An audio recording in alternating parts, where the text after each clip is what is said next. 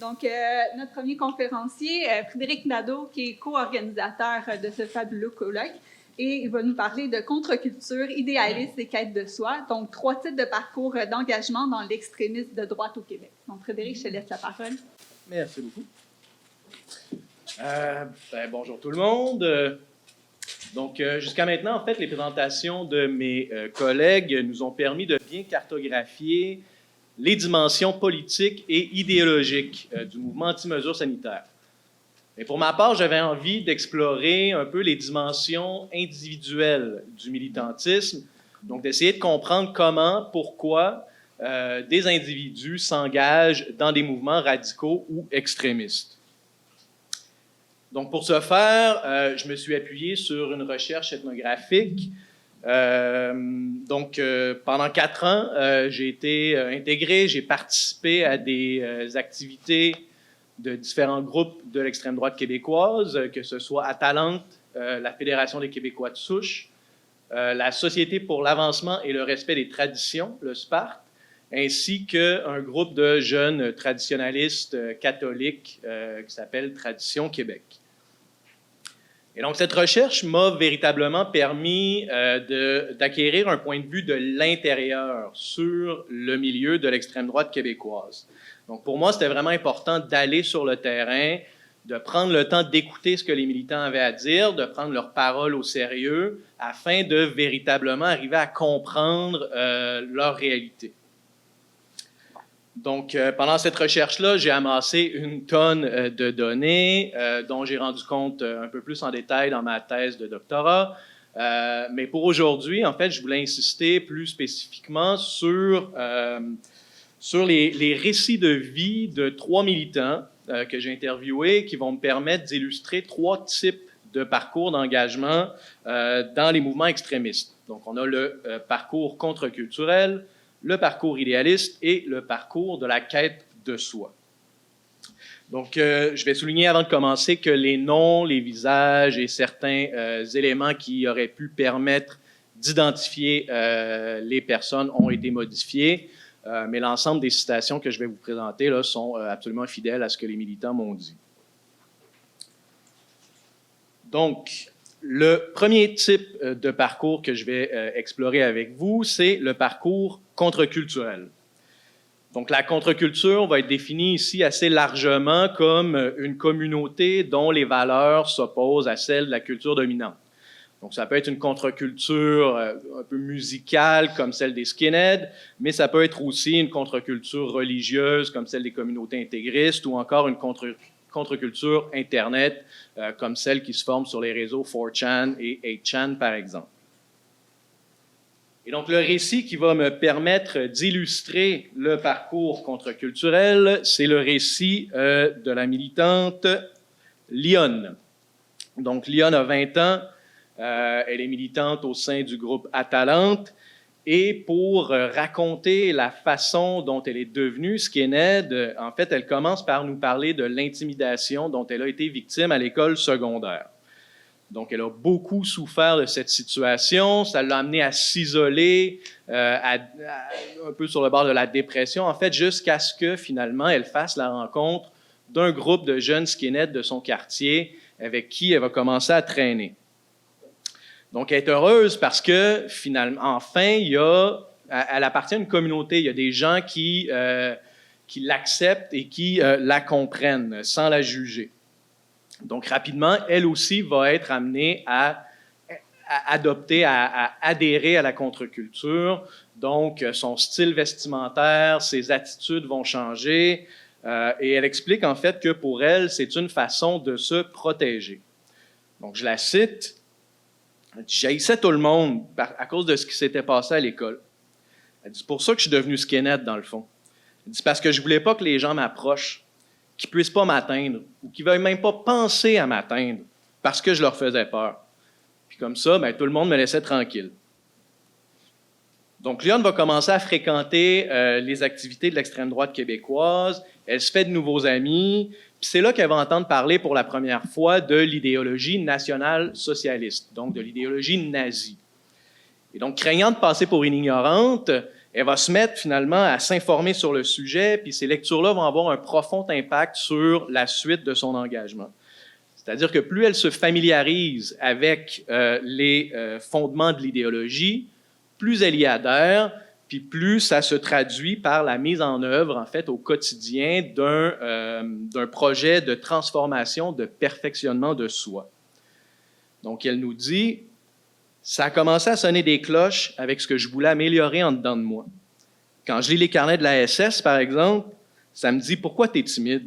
Pourquoi tu penses à ces choses-là? Il faut que tu sois fier, il faut que tu ailles loin dans la vie, il faut que tu sois l'élite de toi-même.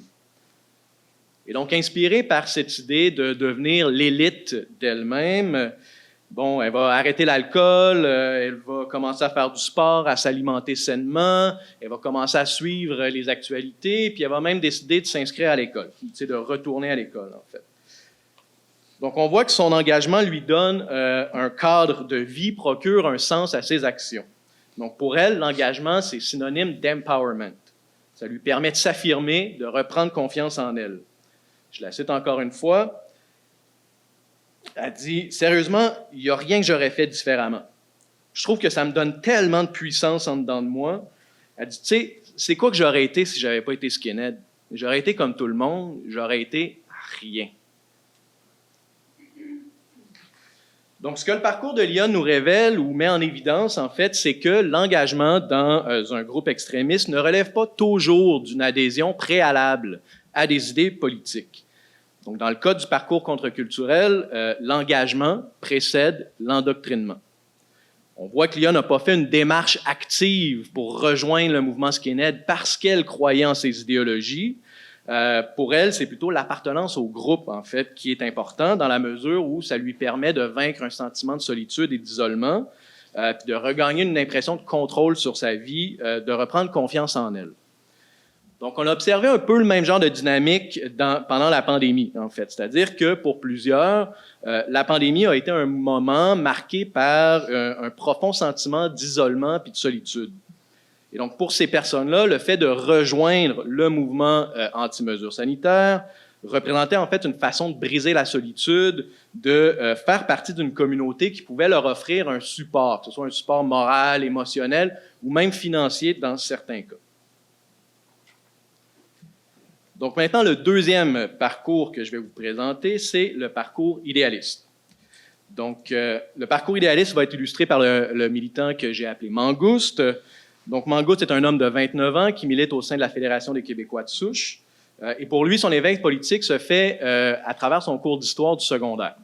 Donc, il commence à prendre conscience de son identité québécoise puis à se définir comme nationaliste. Mais à cette époque-là, c'est un nationalisme de gauche. Donc, pour lui, ça va être vraiment au moment des attentats du 11 septembre puis des débats autour des accommodements raisonnables, que là, il va commencer à s'inquiéter de l'immigration, puis que ses positions politiques, idéologiques vont glisser tranquillement vers les positions identitaires qu'on associe à l'extrême droite.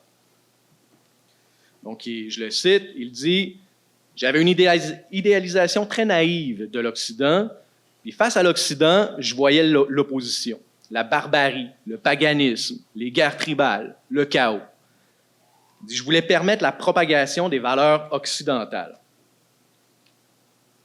Donc, en faisant des recherches sur Internet, il tombe sur le site de la Fédération des Québécois de souche, puis il voit que le groupe partage beaucoup de ses convictions. Et donc, il va décider de les contacter pour proposer son aide, puis c'est comme ça qu'il va être amené à s'engager avec eux. Donc, on voit que, contrairement au parcours contre-culturel, dans le parcours idéaliste, l'engagement relève dès le départ, en fait, d'un projet politique. Mangouste a un objectif, permettre la propagation des valeurs occidentales, et c'est pour cette raison qu'il rejoint la FQS. Et donc, comme plusieurs autres militants, il évoque un sens du devoir pour justifier son engagement. Il nous dit, le militantisme, c'est parce qu'à un moment donné, je me suis dit que j'avais le goût de faire partie de mon époque. J'ai pas le goût de me ramasser vieux puis de me dire que la société a pris une tangente que j'aime pas, mais que j'ai rien fait pour empêcher ça. Donc, je me suis dit, je vais m'impliquer, ça va m'amener là où ça m'amènera, mais au moins, je vais m'être battu pour ce en quoi je croyais. Donc, on voit que, pour Mangouste, l'engagement a une visée politique, mais que ça contribue aussi en même temps à donner un sens à sa vie. Donc, il n'est plus juste un spectateur passif de l'histoire, mais il devient un acteur qui a le pouvoir d'en influencer le cours. Donc, l'engagement politique permet donc de définir son rôle dans le monde, ça lui donne une place. Il dit, le temps que je mets en politique, c'est des actions qui vont être léguées aux générations futures. C'est ce qui va rester quand je vais être mort. Il dit, pour moi, c'est important de travailler à l'édifice de l'humanité. Si tu fais rien pour la postérité, tu meurs, puis c'est comme si tu n'avais jamais existé. Donc, de manière générale, les individus qui vont suivre le parcours idéaliste sont d'abord choqués par un événement, une situation, puis le choc sert d'élément déclencheur pour entraîner une prise de conscience qui, elle, va changer la façon dont l'individu perçoit la réalité autour de lui. Donc, ils ont avalé la pilule rouge, en fait, pour reprendre une expression de l'alt-right américaine. Donc, c'est ainsi qu'ils sont amenés à s'engager avec l'objectif de changer le monde, d'éveiller les consciences des gens autour d'eux. Mais au-delà de ça, en devenant militants, donc, ils inscrivent leur biographie personnelle dans un récit qui les dépasse. Leur vie acquiert un sens, en fait. Ils ont un but, ils pensent pouvoir faire une contribution significative à la société. Donc, on a aussi beaucoup observé ça dans le contexte de la pandémie, c'est-à-dire que pour plusieurs, les mesures sanitaires ont eu l'effet d'un électrochoc. Ça leur a fait prendre conscience du pouvoir considérable de l'État sur nos vies quotidiennes. Puis partant de là, ils se sont mis à interpréter l'ensemble de la réalité à travers un filtre idéologique. Et donc, finalement, c'est pour faire changer la situation, pour réveiller les gens autour d'eux qui ont décidé de s'engager. Puis en même temps, ça leur donnait un rôle, ça donnait un sens à leur vie, ça leur permettait d'inscrire leur biographie personnelle dans un récit plus large. Donc, finalement, le troisième parcours que je vais vous présenter, c'est celui de la quête de soi qui va être illustré par le militant nommé Tortue. Donc, Tortue, c'est un militant de l'extrême droite québécoise, mais son parcours commence en Australie, où il est né et où il a grandi dans un petit village un peu ennuyeux, avec une population assez homogène et un peu repliée sur elle-même. Donc, c'est ce qui fait qu'il est euphorique quand il quitte enfin le nid familial pour aller étudier en ville. Donc là, il a envie de tout découvrir. Il s'ouvre à la diversité, il s'ouvre aux cultures, il s'ouvre à la différence. Je le cite, il dit « C'est quand même une grande ville avec toutes sortes de mondes bizarres, puis je trouvais ça vraiment stimulant. Donc, je voulais incarner le stéréotype de l'étudiant libéral. Je voulais être ouvert d'esprit, ouvert à toutes les minorités, puis je traitais tout le monde de mon village de colons. Tu vois un peu le genre. Donc, à l'université, il va s'impliquer dans différents groupes militants, notamment le Mouvement pour les droits des peuples aborigènes et différents comités antiracistes. Il essaie vraiment d'être une bonne personne. Mais malgré toutes ses bonnes intentions, malgré qu'il se considère lui-même comme un allié, ses camarades le décrivent sans cesse comme étant un oppresseur. Ils font sentir que sa parole a moins de valeur que celle des autres. C'est un homme, il est blanc, il est hétérosexuel, il appartient à la culture dominante. Donc, de leur point de vue, il représente le mal d'une certaine façon, ce dont il faut se détacher, ce qu'il faut surmonter, terrasser même des fois. Donc, on le réduit à cette identité négative, puis il se sent prisonnier, en fait. Il est de plus en plus confus, de plus en plus déprimé, puis il se retrouve dans une sorte de vide existentiel. Il dit « Je voyais des musulmans qui vivaient une dualité dans leur vie. C'était ça leur identité. Il y avait quelque chose de spécial, de bien à eux. Puis je pensais, pourquoi moi, j'ai pas une dualité? Pourquoi est-ce que je suis acculturé? Il dit, j'ai juste une culture de masse. Il dit, j'ai rien de moi. Donc, la situation difficile va perdurer jusqu'à ce que finalement, il fasse une découverte qui va changer le cours de sa vie. Il découvre au détour d'une conversation avec ses oncles que son arrière-grand-mère était en fait une Canadienne française qui avait immigré en Australie. Donc, pour lui, c'est une révélation totale. Ça veut dire qu'il n'est pas seulement un Australien blanc de culture majoritaire, mais que lui aussi a quelque chose de spécial, que lui aussi appartient à une minorité, que lui aussi a une identité métissée. Donc, son identité québécoise va devenir sa différence, son individualité.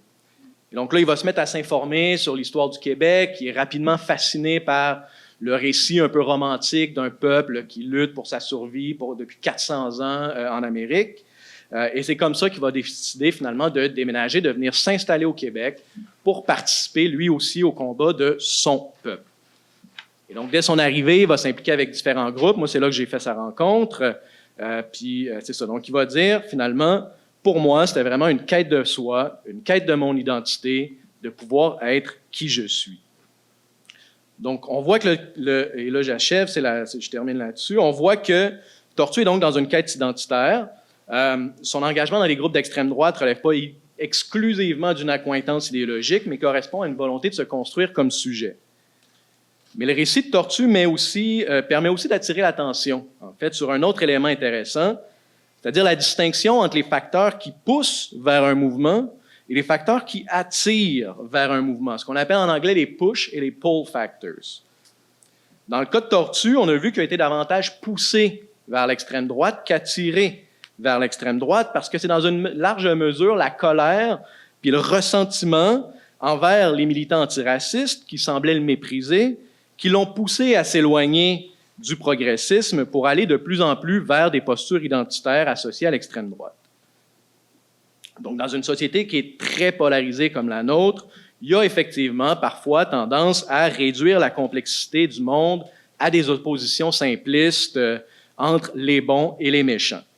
Et donc, ce qu'on observe, c'est que dans une société qui valorise beaucoup la diversité sous toutes ses formes, c'est souvent la figure de l'homme blanc qui représente le méchant. Et donc, dans ce contexte, il y a plusieurs individus qui appartiennent à la majorité, donc surtout des jeunes hommes, qui vont se sentir prisonniers dans cette identité négative. Puis qu'on le veuille ou non, que ce soit légitime ou non, qu'il y ait raison ou non, c'est pas la question, mais ça génère malgré tout chez eux un sentiment d'injustice. Et dans ces circonstances-là, bien souvent, la réaction, ça va être de surinvestir son identité négative afin, en fait, de renverser le stigmate puis de la transformer en quelque chose de positif qu'on peut revendiquer avec fierté. Donc ici, on peut sembler loin un peu du mouvement anti-mesures sanitaires, mais pourtant, il y a des parallèles à faire. Donc on pourrait penser, par exemple, à des personnes qui, au départ, en toute bonne foi, en toute naïveté, se posaient des questions sur les mesures sanitaires, sur la vaccination, sur un ensemble de sujets, puis qui se faisaient automatiquement traiter de complotistes, de covidios, d'édentés. Donc, on était vraiment dans une logique de bons contre les méchants, puis on leur faisait porter le poids d'à peu près tout ce qui allait mal. Puis certains semblaient même éprouver un malin plaisir à les humilier sur la place publique. Donc, à un certain moment, c'est un peu normal qu'il y ait une forme de colère puis de ressentiment qui s'installe. Puis souvent, c'est à partir de là que les individus sont à risque de se radicaliser, parce que rendus là, ils n'ont plus rien à perdre. Hein, ils se disent, je fais juste poser des questions, mais tout le monde me traite de complotiste, cherche à m'humilier, bien regardez, c'est correct, je vais être un complotiste. Donc, partant de là, ils assument pleinement cette nouvelle identité, plongent à fond dans le mouvement, alors qu'ils n'auraient peut-être pas été jusque-là autrement. Donc, ils n'ont plus de complexe, finalement, à s'identifier à un mouvement qui est socialement réprouvé, disqualifié, parce que de toute façon, leur réputation est déjà faite ou défaite. Et donc, c'est comme ça qu'ils vont être amenés, finalement, à s'associer à d'autres personnes qui ont vécu des expériences similaires, avec qui ils peuvent s'identifier. Et puis, ensemble, à travers leur militantisme, ils vont chercher à gagner une forme de dignité, finalement. Donc, pour conclure, là, je termine vraiment là-dessus. Je noterais que les parcours que j'ai présentés sont des parcours d'engagement dans l'extrême droite, mais que les observations peuvent être transposées à d'autres mouvements extrémistes ou radicaux, que ce soit les mouvements djihadistes, l'extrême gauche, ou, dans le cas qui nous occupe ici, le mouvement anti-mesures sanitaires. Donc, c'est ça. Donc, en définitive, c'est quelques observations là, qui nous permettent déjà peut-être de réfléchir à certaines pistes pour développer des stratégies qui nous permettraient finalement de lutter plus efficacement, de prévenir plus efficacement la radicalisation. Donc, voilà, je termine là-dessus.